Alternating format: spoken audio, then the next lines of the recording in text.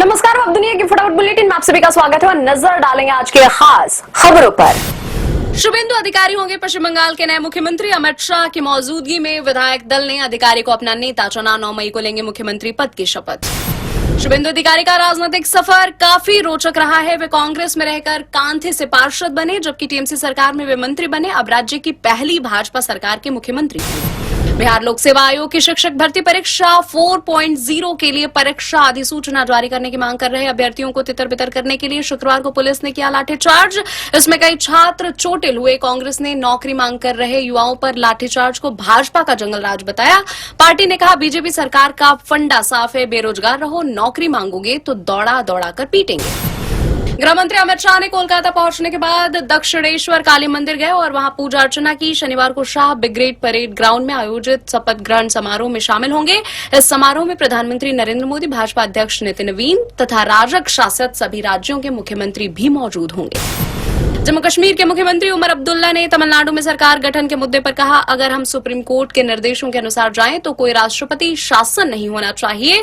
कितने ऐसे केस हैं जिसमें सुप्रीम कोर्ट ने साफ कहा है कि चुनाव के बाद अकेली सबसे बड़ी पार्टी को सरकार बनाने के लिए आमंत्रित करना चाहिए। कांग्रेस नेता अधीर चौधरी ने तमिलनाडु में नई सरकार के गठन पर कहा, नियमों के मुताबिक राज्यपाल को सबसे बड़ी पार्टी को बुलाना चाहिए। अगर राज्यपाल बुलाने से पहले ही संख्या पूछे तो ये ठीक नहीं है। विजय थलपति ने जुटाया बहुमत का आंकड़ा। वामपंथी दलों सीपीआई, सीपीएम और वीसीके ने टीवीके को समर्थन दिया। 118 विधायकों का समर्थन पत्र मिलने के बाद फिर राज्यपाल से मुलाकात करेंगे विजय। जल्द लेंगे तमिलनाडु के मुख्यमंत्री पद की शपथ।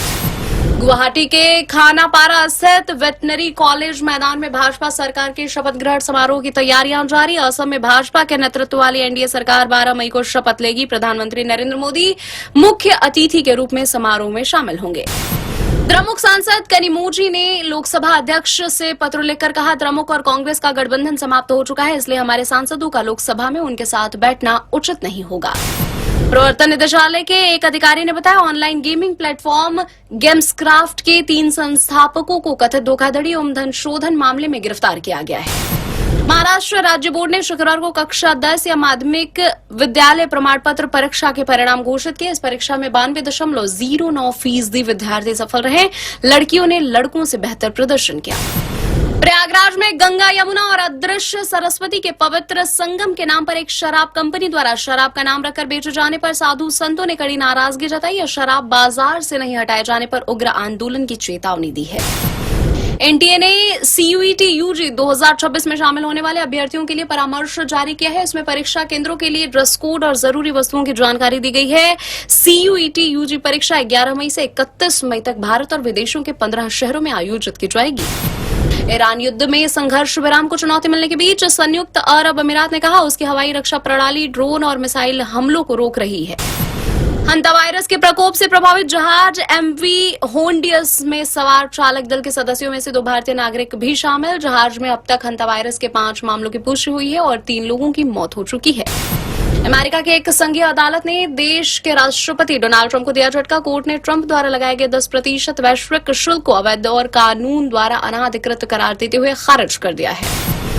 चीन के हुनांग प्रांत में पटाखा कारखाने में विस्फोट में मरने वालों की संख्या शुक्रवार को बढ़कर 37 हो गई, जबकि एक व्यक्ति अब भी लापता है। विस्फोट सोमवार दोपहर प्रांतीय राजधानी चांगशा के शहर लियुयांग के हुआशेंग आतिशबाजी निर्माण और प्रदर्शन कंपनी द्वारा संचालित संयंत्र में हुआ।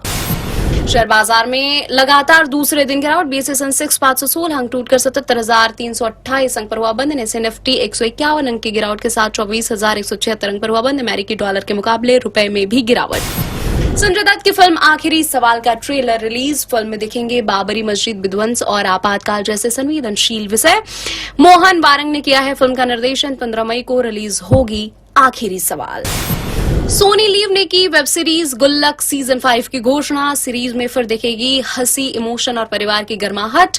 अनु मिश्रा का किरदार निभाने वाले वैभव राजगुप्ता नहीं होंगे शो का हिस्सा। अनंत जोशी निभाएंगे मिश्रा परिवार के बड़े बेटे का किरदार। ये थी आज की फटाफट बुलेटिन। ऐसे ताजा अपडेट्स के लिए बने रहे हमारे साथ, यानी कि विजिट करें वेब दुनिया पर।